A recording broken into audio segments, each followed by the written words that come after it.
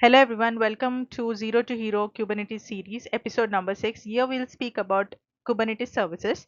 Imagine your pod is running perfectly fine inside the Kubernetes. The application is running fine. One of your pod crashes. Kubernetes creates another replacement pod. Sounds great, right? Well, there is one problem here.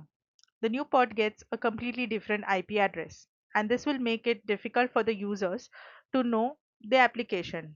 That's exactly why Kubernetes services exist. So we'll understand about Kubernetes services. Let's get started. Why do we need them? Pods are temporary, pods IP address change, applications lose connectivity. So every pod in Kubernetes gets its own IP address. And since pods are temporary, we need something permanent that applications can connect to. And that's exactly what a Kubernetes service provider does.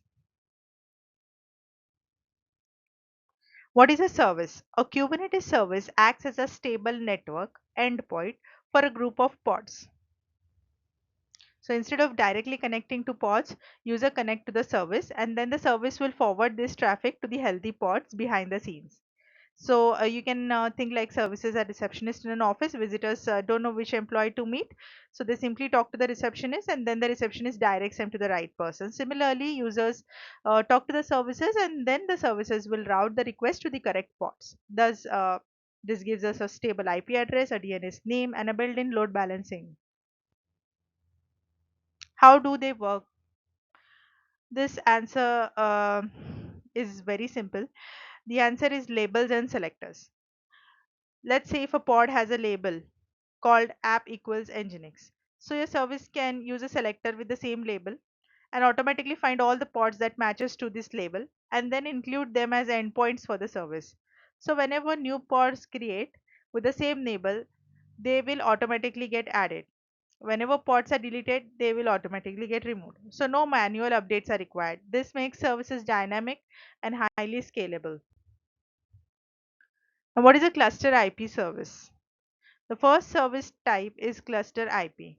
This is the default service type in Kubernetes. And cluster IP will allow communication only inside the Kubernetes cluster suggested by its name. For example, a front-end application needs to talk to a backend API. So the front-end pod sends a request to the backend service. The service then forwards the traffic to the backend pods. Our users outside the cluster cannot access the cluster IP service, and it is designed specifically for internal communications between the applications. What is NodePort service? If you want external users to access your application, that's where NodePort comes in. NodePort opens a specific port on every Kubernetes node. For example, if there is a node IP address 192.168.1.10 and there is a port 30080, anyone who accesses 192.168.1.0 colon 30080 can reach this application. This request enters through the node, reaches the service, and finally gets routed to the pods. So NodePort is a great way for learning and testing the different environments. However, in production environments, it's usually not the perfect option. We'll see what is a load balancer service. For production workloads, the most common service type is load balancer.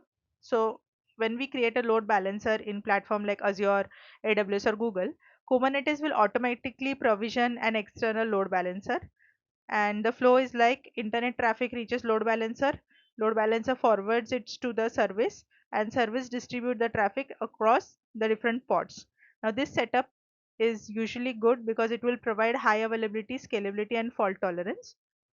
So it's a standard way majority of production Kubernetes applications generally get exposed to the users.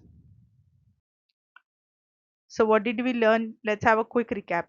Pods are temporary, IP address can change anytime, hence services provide a stable network endpoint. They offer fixed IP address, DNS name and built-in load balancing. And three most common services that we used are cluster IP service, NodePort service, load balancer service. And understanding services is a major milestone in every Kubernetes journey because almost every Kubernetes application will depend on them. I hope this video helped you to understand Kubernetes services. Make sure to hit the like button and subscribe to the channel. In the next episode of our Kubernetes Zero to Hero series, we will learn more about ingress, discover how multiple applications can share single public URL. Trust me, That's why Kubernetes networking starts become really very powerful. And thanks for watching, and I'll see you for the next video.